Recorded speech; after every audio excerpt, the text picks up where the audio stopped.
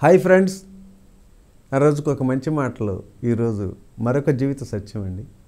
జీవిత ప్రయాణంలో డబ్బుల వెంట పరుగులు తీసేవారు అలా డబ్బుల కొరకు పరుగులు తీసి అలసిపోయి చివరికి వెనుక్కు తిరిగి చూసుకుంటే మిగిలేది వయసు పైబడ్డ శరీరం, దూరమైన బంధాలు, దూరమైన అనురాగాలు మాత్రమే. మరి దీని గురించి ఒక చిన్న కథ ద్వారా తెలుసుకుందాం. జీవితానికి డబ్బు అవసరమే కానీ డబ్బే జీవితం కాదండి. ఒక అతను ఉన్నంతలో భార్యాపిల్లలతో ఆనందంగా బ్రతుకుతుంటాడు. ఒకరోజు అతడు బజార్లో నడుస్తూ ఉంటే ఒక బంగారు నాణెం దొరుకుతుంది.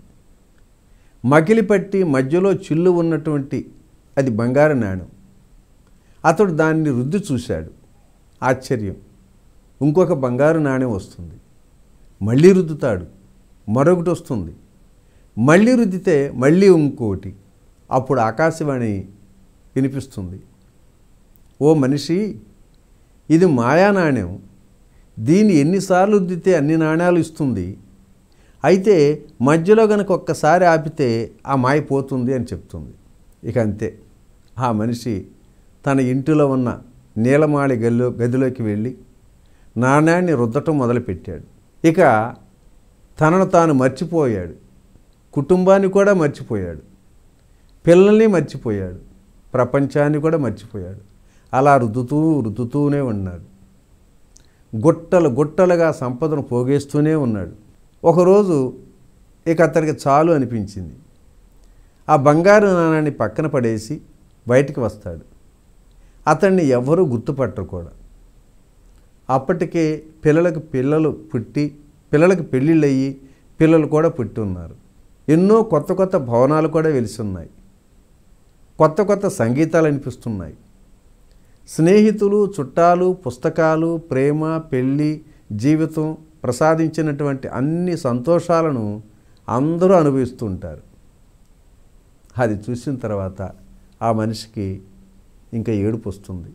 ఇంతకాలం ఇవన్నీ వదిలేసి నేను చేసింది ఏమిటి అని ఎంతో బాధతో కుప్పగూలిపోతాడు.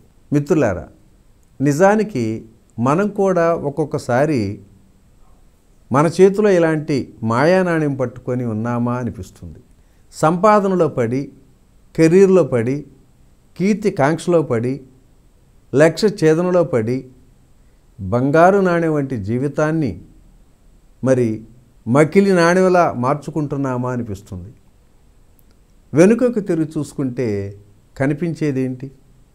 మట్టి గోడలు, పెద్ద బంగళాలు, మట్టితో నిలబడ్డ ఎకరాలు, భూములు, ఇనప సామాను, వస్తు వాహనాలు, చెత్తా చెదారం, ఇంటి నిండా సామాను, అమ్మ చేత ముద్ద, భార్య ప్రేమ, పిల్లల అల్లారు ముద్దులు, స్నేహితుల మందలింపులు, ఆత్మీయుడి ఆలింగనం, ఇవన్నీ మర్చిపోతున్నాం. నిజమే, ఈ బంగారు నాణ్యాలు మన జేబులో తగినన్ని ఉండాలి. కానీ పైన చెప్పుకున్నటువంటి బంగారు ముచ్చట్లు గుండె అంతా నిండుగా ఉండాలి. మిత్రులారా, మరి ఇప్పటి వరకు ఎన్నో జన్మలు నాశనం చేసుకున్నాం. ఇప్పటి వరకు జీవితాన్ని కూడా ఎంతో నాశనం చేసుకుంటున్నాం. ఇక ముందు జీవితాన్ని, మన జన్మని కూడా సార్థకం చేసుకునే ప్రయత్నం చేద్దాం మిత్రులారా. మళ్ళీ మానవ జన్మ రాకపోవచ్చు.